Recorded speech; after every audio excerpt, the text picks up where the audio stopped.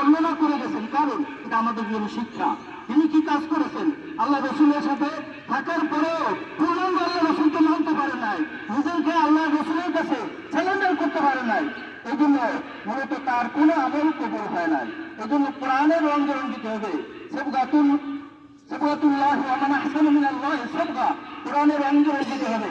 আমরা অনেকে মনে করি আর জুমার নামাজ পড়ি, 5 ওয়াক্ত নামাজ মোটামুটি মাঝে মাঝে পড়ি, আমার চেহারা আমি মুসলমান, এই যে আসলে ভাই মাপ পাওয়ার কোনো সুযোগ নাই। আমরা কোরআনের নিকটে আসবো, কোরআনের নিকটে আমার পূর্ণ বডিকে যতক্ষণ স্যালেন্ডার করতে না পারবো, আপনার এই নামাজের কোনো কাজ হবে না। আপনাকে কোরআনমুখী হতে হবে। আল্লাহ রসুল যে নির্দেশনা দিয়েছেন এর ভিতরে, আল্লাহ এবং আল্লাহ রসুলের নির্দেশের ভিতরে আপনার যদি এক চুল পরিমাণে আপনার যদি অনাস্থা থাকে, আপনার ওই ইমান দিয়ে কখনো পার পাওয়া যাবে না। আমি ফিরে আসি কোরআনের দিকে, ফিরে আসি আল্লাহ রসুলের সহিহ হাদিসের দিকে। আল্লাহ রাব্বুল আলামিন আমাদের সকলকে কবুল করুন। আমরা এখানে উপস্থিত হয়েছি যেই জন্য আল্লাহর কাছে দোয়া করি, আমার হৃদয়টা যত স্বচ্ছ হবে, আমার এই কল্প যত স্বচ্ছ হবে, আল্লাহকে ডাকলে আমরা শুনবেন। আমরা যদি আমাদের গুনাহ, পিছনের গুনার জন্য তওবা করি, আল্লাহর কাছে দোয়া করি, দোয়ায়ে তওবাতান নসুহা যদি আমরা করতে পারি, আল্লাহ রাব্বুল আলামিন এই আসমানের দরজা কিন্তু বান্দার জন্য সর্বদাই খোলা আছে। আমরা আল্লাহর কাছে দোয়া করি, আল্লাহ রাব্বুল আলামিন আমাদের জীবনের গুনাহ খাতা মাফ করে দিন। আল্লাহ রাব্বুল আলামিন আমরা যে উদ্দেশ্যে সমবেত হয়েছি, আল্লাহ রাব্বুল আলামিন আমাদের উদ্দেশ্যকে সফল করুন। আল্লাহ আমাদেরকে বৃষ্টি বর্ষণ করুন।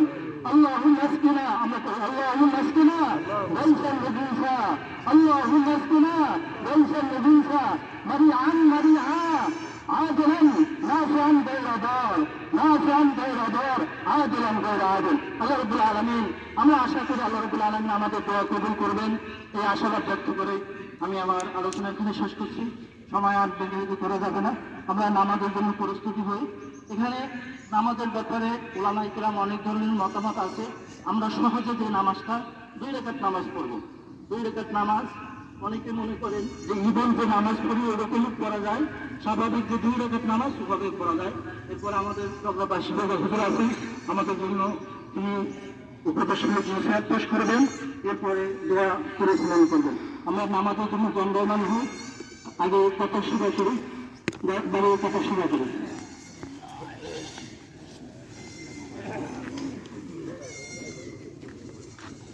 ডানে মাঝে তাকিয়ে কথা শুরু করি, কাটার জন্য ডাকা না হয়। আমরা ডানে ডানে তাকিয়ে কাঁধে কাঁধ মিলিয়ে অথবা পায়ের গোড়ালির সাথে পা মিলিয়ে কাটা শুরু করি। সামনের ক্ষেত্রে কি ঠিক আছে? তাকিয়ে দেখেন, ডানে ডানে তাকিয়ে দেখেন, যদি পিছনে যাবে নাকি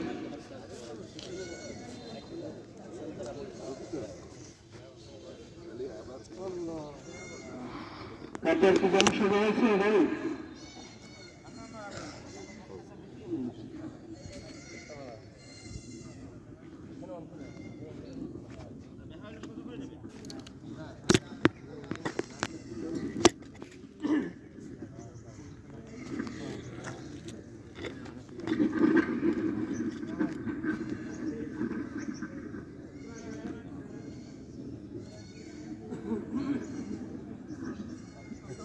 কাঁথা সোজা করে আমাদের নামাজ কিন্তু শুরু হচ্ছে। কাঁথা সোজা করেন।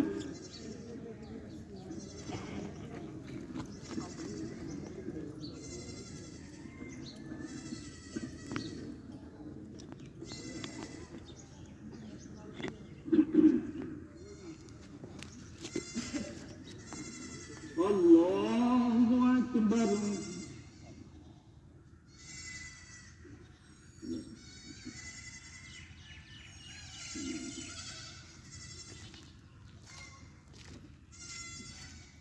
الحمد لله رب العالمين الرحمن الرحيم مالك يوم الدين إياك نعبد وإياك نستعين اهدنا الصراط المستقيم صراط الذين أنعمت عليهم غير المغضوب عليهم ولا الضالين.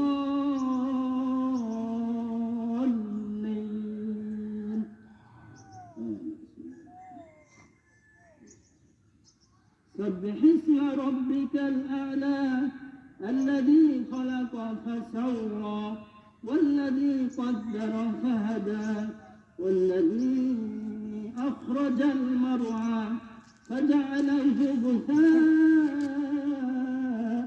أحوى سنقرئك فلا تنسى إلا ما شاء الله إنه يعلم الجهر وما يخفى ونيسرك لليسرى فذكر إن نفعت الذكرى سيذكر من يخشى ويتجنبها الأشقى الذي يصلى النار الكبرى ثم لا يموت فيها ولا يحيا قد أفلح من تزكى وذكر اسم ربه فصلى بل تؤثرون الحياة الدنيا والآخرة خير وأبقى إن هذا لفي الصحف الأولى صحف إبراهيم وموسى الله أكبر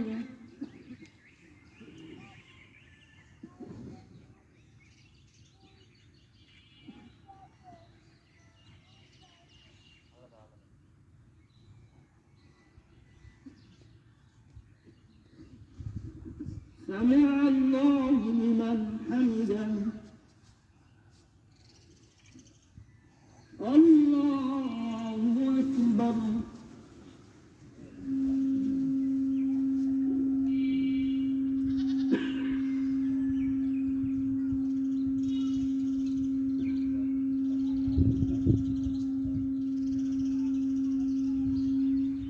الله أكبر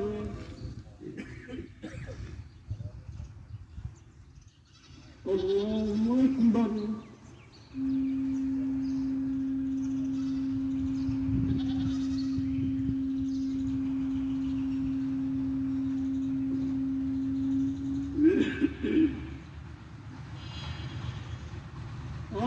الله أكبر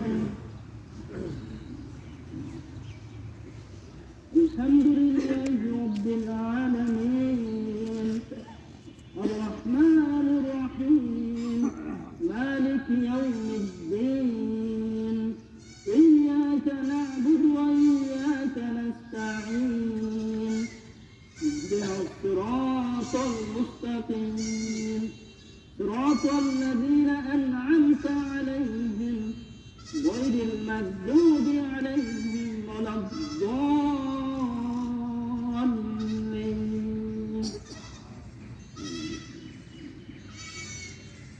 والشمس وضحاها والقمر إذا تلاها والنهار إذا جلاها والليل إذا يغشاها والسماء وما بناها والأرض وما طحاها ونفس وما سواها فألهمها فجورها وتقواها قد أفلح من زكاها وقد خاب من دساها كذبت ثمود بطغواها إذ انبعث أشقاها فقال لهم رسول الله ناقة الله وسقياها فكذبوه فعقروها فدمدم عليهم ربهم بذنبهم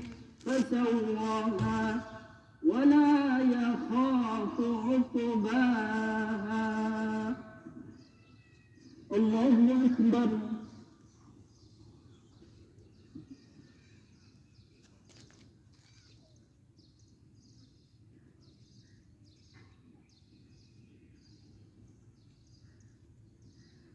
سمع الله لمن حمده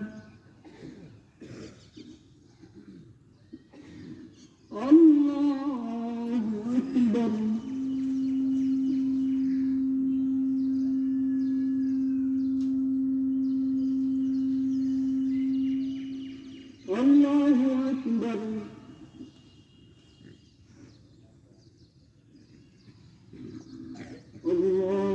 أكبر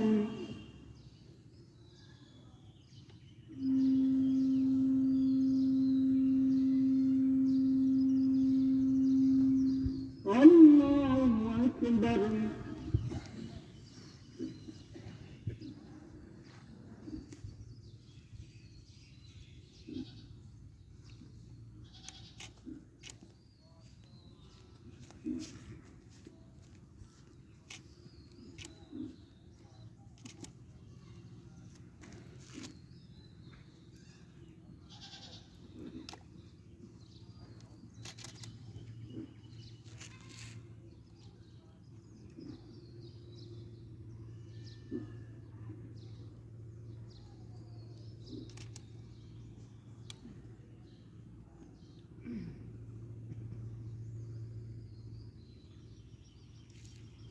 السلام عليكم ورحمة الله.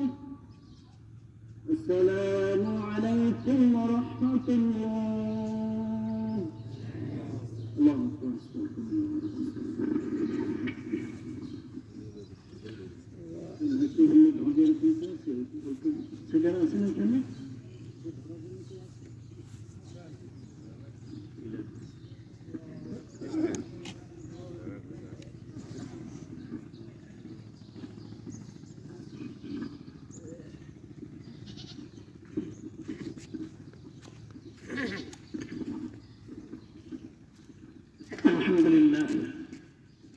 الحمد لله رب العالمين، والصلاة والسلام على سيد الأنبياء والمرسلين وعلى آله وأصحابه أجمعين।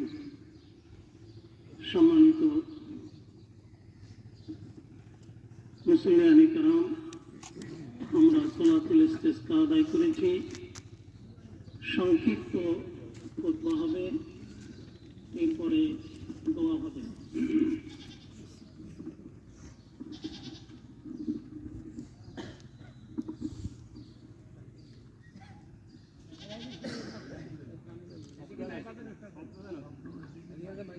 الحمد لله حمدا كثيرا. الحمد لله رب العالمين، نحمده ونستعينه ونستغفره ونعوذ بالله من شرور أنفسنا ومن سيئات أعمالنا.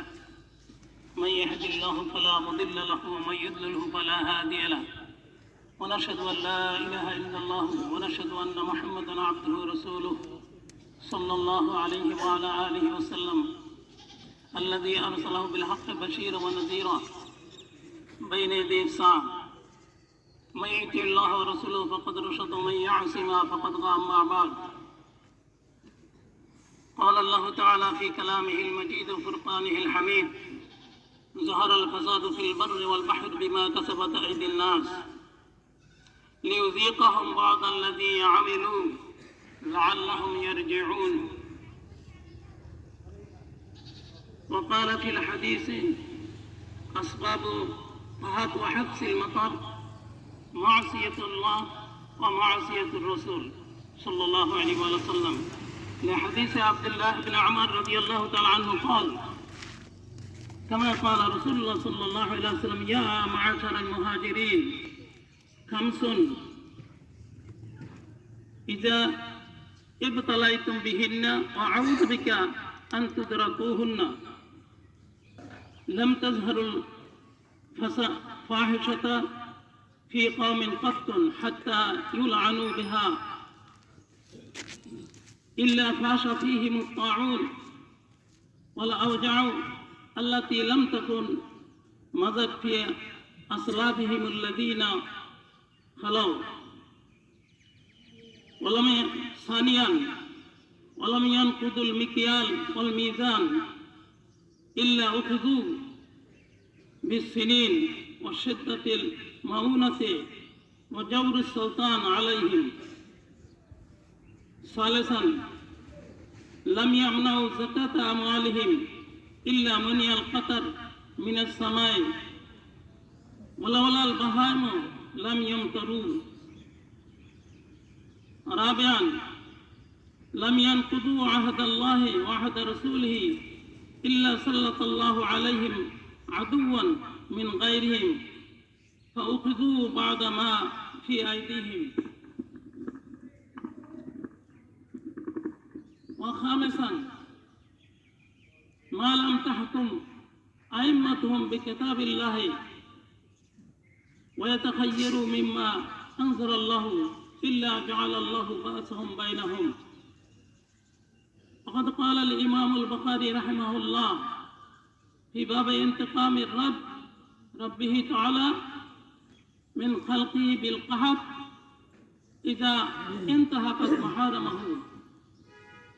وقال الله تعالى في كلامه المجيد وفرقانه الحميد: ولو أن أهل القرى آمنوا واتقوا لفتحنا عليهم بركات من السماء والأرض ولكن كذبوا فأخذناهم بما كانوا يكسبون.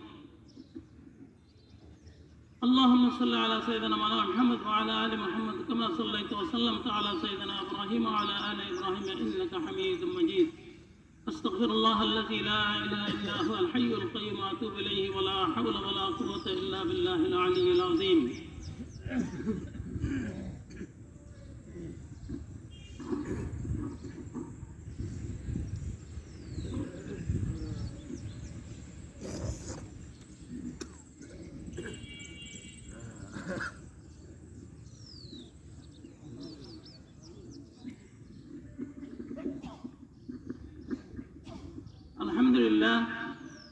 الحمد لله حمدا كثيرا ونسبحه بكرة وأصيلا ونشهد أن لا إله إلا الله وحده لا شريك له ونشهد أن محمدا عبده ورسوله مخاطبا نحن نزلنا عليك القرآن تنزيلا. إن الله وملائكته يصلون على النبي يا أيها الذين آمنوا صلوا عليه وسلموا تسليما. اللهم صل على سيدنا محمد وعلى آل سيدنا محمد كما صليت وسلمت على سيدنا إبراهيم وعلى آل سيدنا إبراهيم إنك حميد مجيد. اللهم بارك على سيدنا مولانا محمد وعلى آل سيدنا مولانا محمد كما باركت على سيدنا إبراهيم وعلى آل إبراهيم إنك حميد مجيد. وعلى جميع خلفاء الراشدين وعلى جميع أصحابه أجمعين والتابعين ومن تابعهم أجمعين إلى يوم الدين.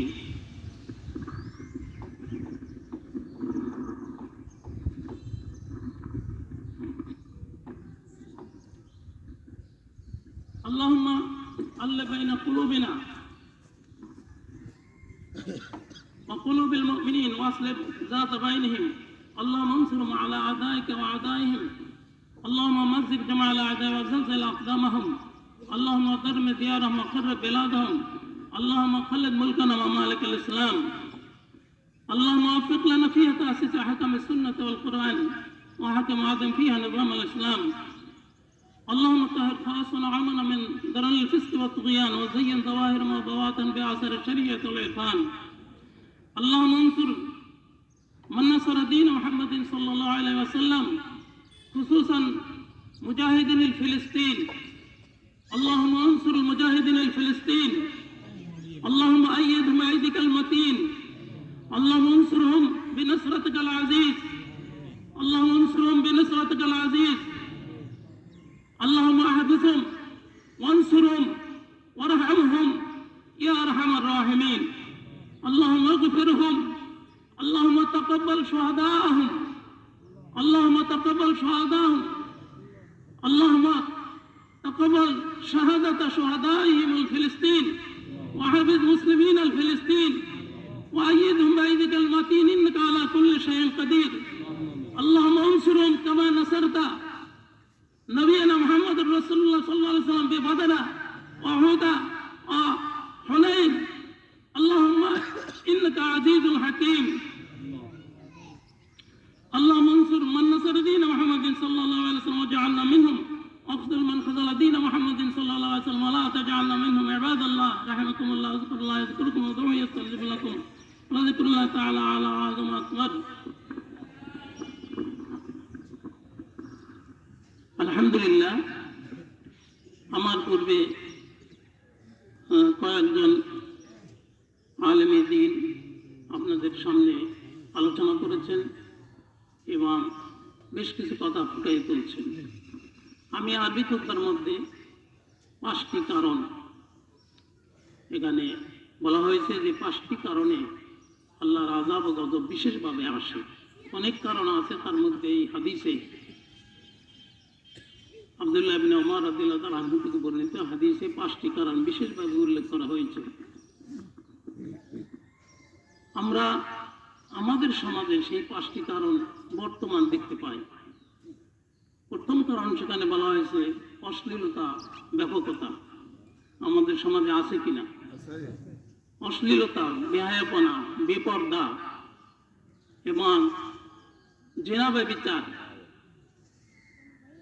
এমনভাবে ব্যাপকভাবে সম্প্রসারিত হয়েছে, যা এক কথায় বলতে গেলে আল্লাহ যদি কোনো সাহায্য করেন নিয়ন্ত্রণ করার, হয়তো বা ভবিষ্যতে যদি কোনো রাষ্ট্রশক্তি কোরআন হাদিস অনুযায়ী যদি বিচার ফয়সালা করে তাহলে নিয়ন্ত্রণ হইতে পারে।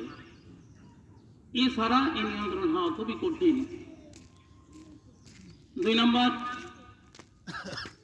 মানুষ যখন যাকাত প্রদান থেকে বিরত থাকে, যাকাত সঠিকভাবে হিসাব করে মালের যাকাত আদায় করে না, তখন সেখানে অনাবৃষ্টি হয়, সেখানে হাফসুল মাতার বৃষ্টি বন্ধ করে দেওয়া হয়। আমাদের দেশে সম্পদশালী যারা, বড় বড় সম্পদশালী যারা, তারা যদি সত্যিকার অর্থে যাকাত হিসাব করে দিত তাহলে এদেশের দারিদ্রতা মনে হয় যে শূন্যের কোঠায় নেমে আসে। কিন্তু যাকাত তারা সঠিকভাবে পরিশোধ করে না। যাকাতের নামে কিছু বলতে হয় যে রিয়াকারিতা, অর্থাৎ লোক দেখানো, বাড়ির সামনে ভিড় করানো, অমুক দিন শাড়ি দেওয়া হবে, লোকের ভিড়ে সেখানে কিছু মারা গেল। আর দোকানে গেলে দেখবেন যাকাতের কাপড় যদি কিনতে দান, বলবেন যাকাতের কাপড়, তো দেখবেন সবচেয়ে নিম্নমানের কাপড় বাদ করে দেবে। বাজারে যত নিম্নমানের কাপড় আছে সেইটা বাদ করে দেবে, মানে এইটা তৈরি করা হয়েছে যাকাতের জন্য। এরকম করে যাকাত আমরা প্রতিষ্ঠিত করতে পারি না। সূরাতুল মুমিনুন বলা হয়েছে قد أفلح المؤمنون الذين هم في صلاتهم خاشعون والذين هم عن اللغو معرضون والذين هم للزكاة فاعلون। সেখানে যাকাতে ফাইলুন বলা হয়েছে। যাকাত ভিত্তিক অর্থ ব্যবস্থা, সুদ ভিত্তিক না।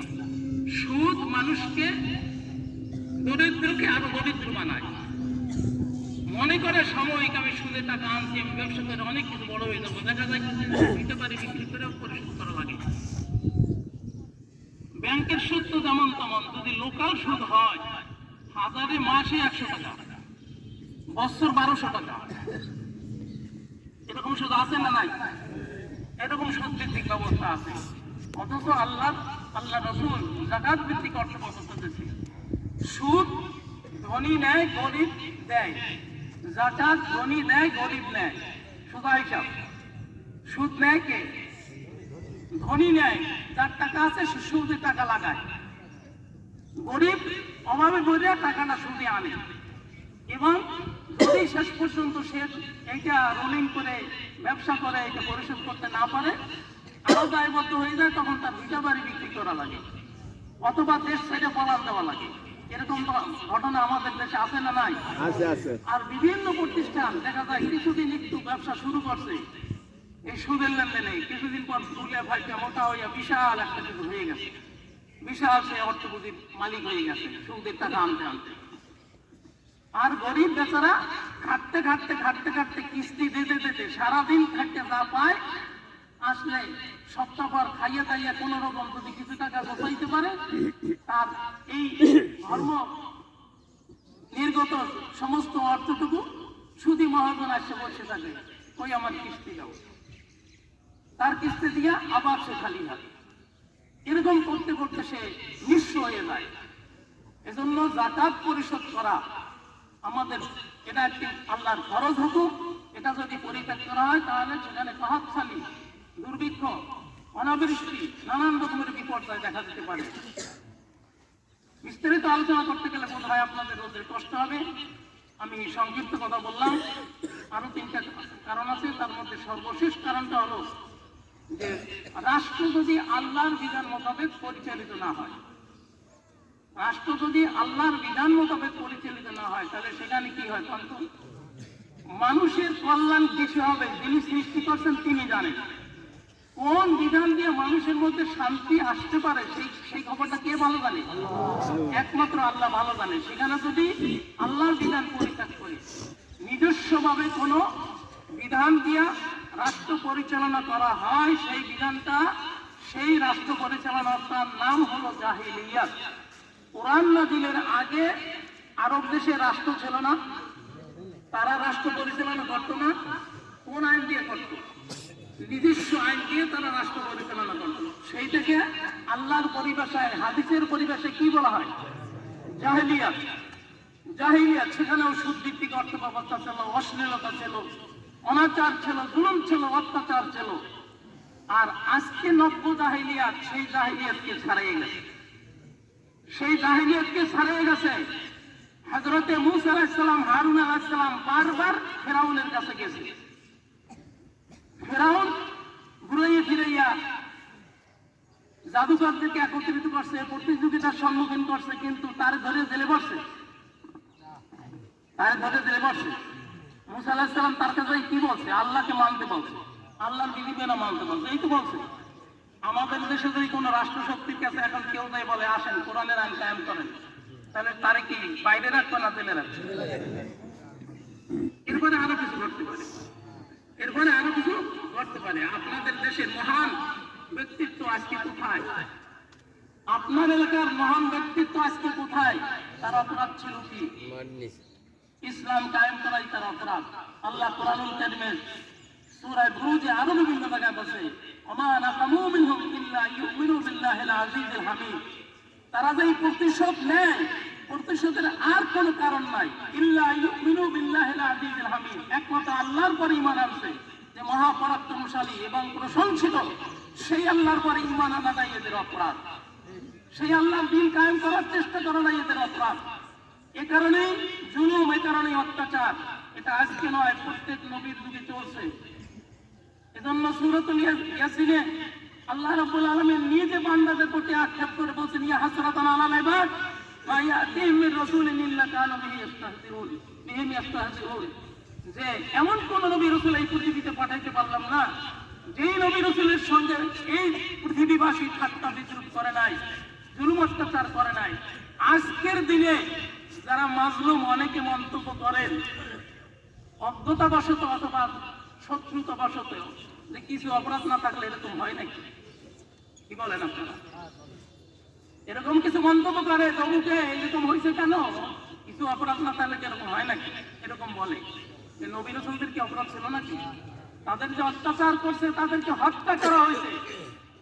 অসংখ্য বনী ইসরাইলের নবীদেরকে হত্যা করা হয়েছে। তাদের হত্যার পিছনে কারণ কি? তাদের অপরাধ। আজকের এই দিনে কোন পীর সাহেব, কোন বুজুর্গ সাহেব যখনই ইসলাম কায়েম করার জন্য দাঁড়াবে, তিনি নিরাপদ নন, তার পিঠ নিরাপদ নয়। এটা কি বাস্তব? যে কোনো আলেম হোক, সে যখনই ইসলাম কায়েম করতে যাবে তার পিঠ নিরাপদ নয়। অথচ এই পঞ্চম কারণ বলা হয়েছে, কোরআন হাদিস অনুযায়ী যদি রাষ্ট্র পরিচালনা না করা হয়, তাহলে সেখানেই অনাবৃষ্টি, তারপরে সেখানে জুলুম অত্যাচার হয়, নানান রকমের নিষ্পেষণ হয়, যার কারণে সেখানেও বিপদটা আসতে পারে। যে কথা কোরআনুল কারীমে খুতবার প্রথম আয়াতে বলা হয়েছে, যাহারাল ফাসাদু ফিল বাররি ওয়াল বাহরি বিমা কাসাবাত আইদিন নাস। এই পৃথিবীতে যত বিপদটাই সৃষ্টি হয়, এটা মানুষের হাতের কামাই।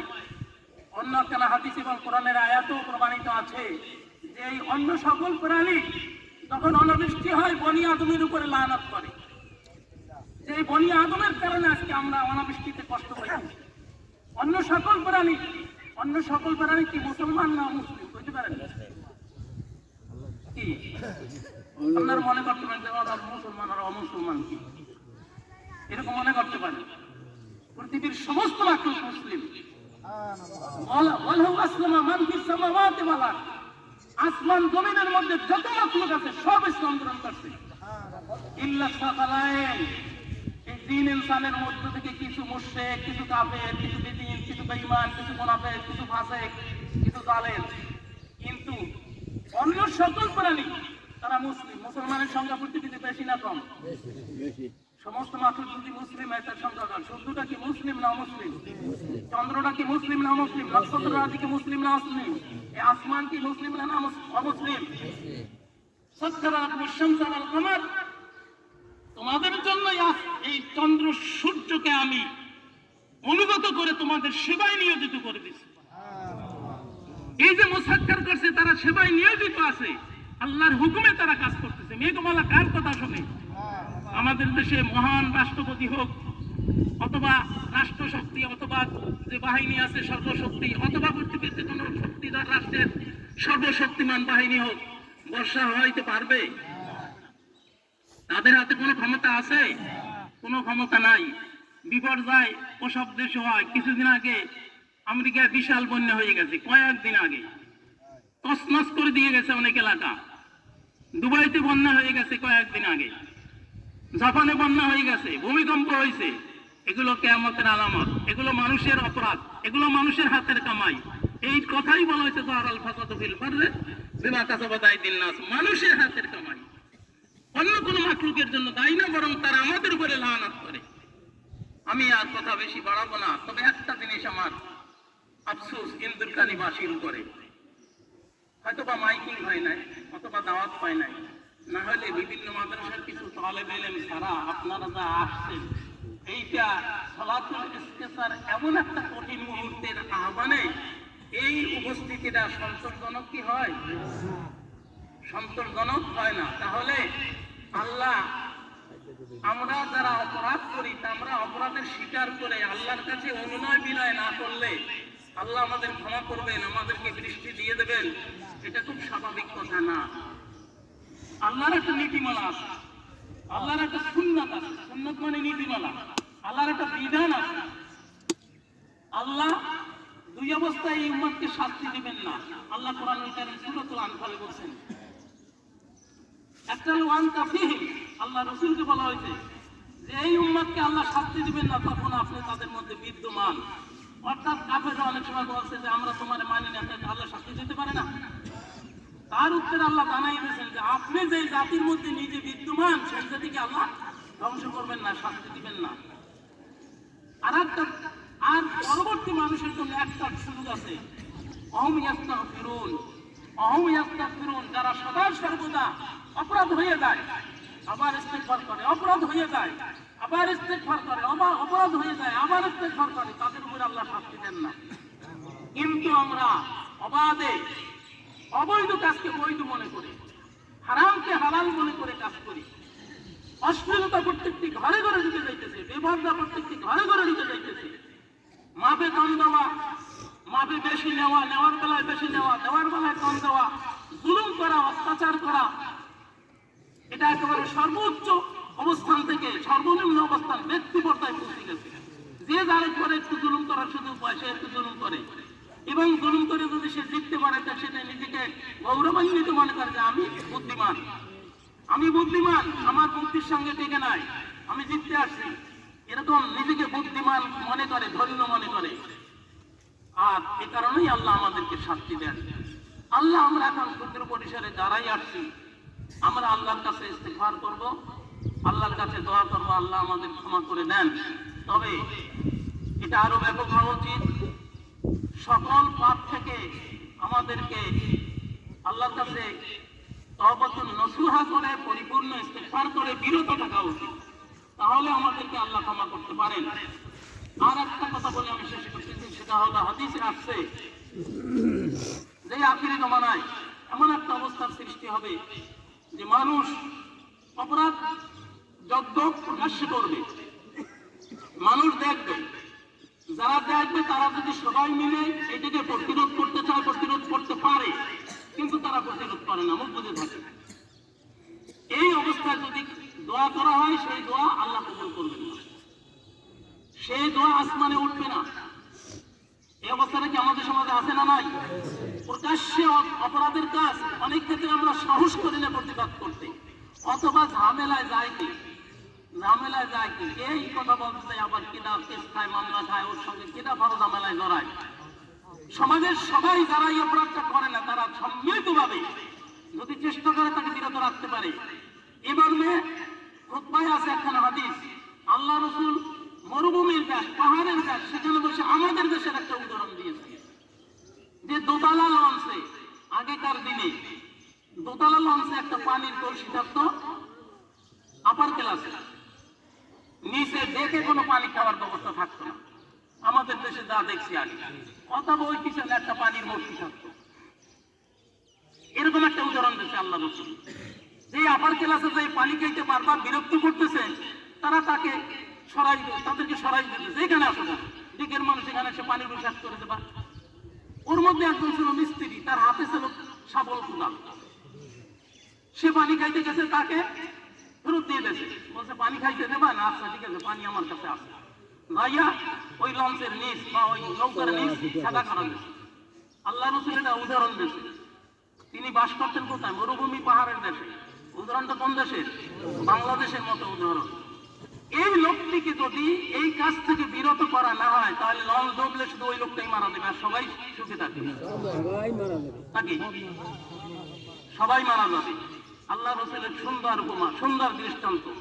তাহলে আমাদের সমাজে যেই লোকগুলো আজকে দেখতেছি ছেলেরা গাঁজা খায়, যা করে করুক, এরপরে ইয়াবা খাবে, এরপরে মদ খাবে, এরপরে টাকার দোকান শেষ হয়ে যাবে, এরপরে চুরি করবে, বাপেরটা শেষ হইলে পরেরটা ধরবে, এরপরে চুরি শেষ হইয়া ডাকাতি করবে, এরপরে কোথায় পাওয়া যাবে ওই কি করা, ওই বেহুশ করে মেডিসিন দেবে, এরপরে ঘর ডাকাতি করবে। এই কাজগুলো আস্তে আস্তে বাড়তে থাকে না কমতে থাকে? আমরা মনে করলাম ও প্রতিবেশীর অমুকের বলা, ও তার সাথে আমি সুখী থাকি। যেদিন ওই আপনার ঘরে ঢুকবে তখন আপনি করবেন। আপনার মেয়েটার ইজ্জত যদিও নষ্ট করে তখন আপনি করবেন। এজন্য অপরাধ প্রতিরোধ করা, এইটা যদি না হয় তাহলে আমাদের দোয়া আল্লাহর কাছে কবুল হবে না। আমাদের সকলের উচিত যার যেখান থেকে অবস্থান, ওই হাদিসের অনুযায়ী আমাদের কাজ করা। মান রাআ মিনকুম মুনকারান ফালিয়ুগাইয়ির বিয়াদিহি ফাইন লাম ইস্তাতি' ফাবিলিসানিহি ফাইন লাম ইস্তাতি' ফাবিকলবিহি ওয়া যালিকা আযআফুল ঈমান। আমাদের যার যেখানে থেকে শক্তি আছে সেজন্য অন্যায়ের প্রতিরোধ করা, প্রতিবাদ করা, মুখে পারি, হাতে পারি, যেভাবে পারি পরিকল্পনা করে পারি, আমাদের সেই চেষ্টা করা উচিত। ওয়া মা তাওফীকি ইল্লা বিল্লাহ। আল ইলমু ইনদাল্লাহ ওয়া ইলমুস সাওয়াব ইনদাল্লাহ। আসসালামু আলাইকুম ওয়া রাহমাতুল্লাহ। দোয়া যিনি করবেন তিনি পশ্চিম দিকে ফিরে দোয়া করবেন।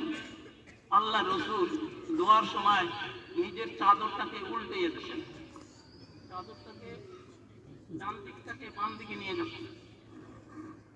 আর তিনি দোয়া করবেন পশ্চিম দিকে দাঁড়াইয়া। আমরা দাঁড়াইয়া দোয়া করব।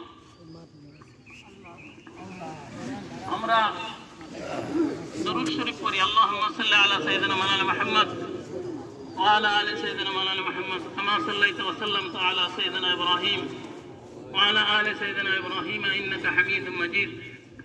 আল্লাহুম্মা বারিক আলা সাইয়্যিদিনা মাওলানা মুহাম্মদ ওয়া আলা আলি মাওলানা মুহাম্মদ কামা বারাকতা আলা সাইয়্যিদিনা ইব্রাহিম ওয়া আলা আলি সাইয়্যিদিনা ইব্রাহিম ইন্নাকা হামিদুম মাজিদ।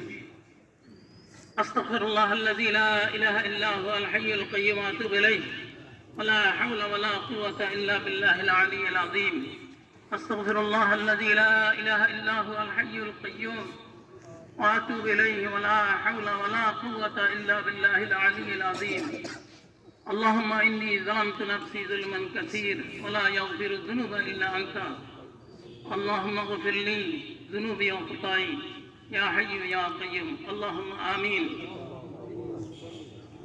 الحمد لله رب العالمين. الحمد لله رب العالمين.